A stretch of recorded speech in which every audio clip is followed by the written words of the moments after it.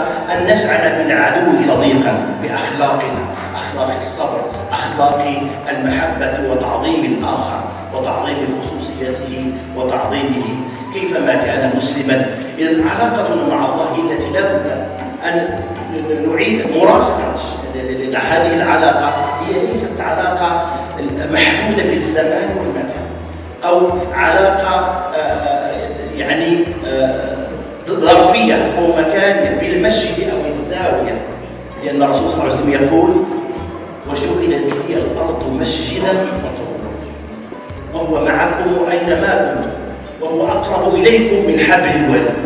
إذن ثمرة التعبد والعبادات كلها بجميع أشكالها وأصنافها لا بد أن تجعلك حاضرا مع الله أينما كنت في بورنو في القطب الشمالي أو في أمريكا أو في اليابان، تمثل هذا المواطن العالمي بأخلاقه وقيمه وترجع من والخطاب الإلهي واضح: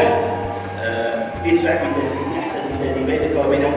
عداوة كأنه ولي حميم، وما يلقى إلا الذين صبروا وما يلقى إلا ذو حظ عظيم.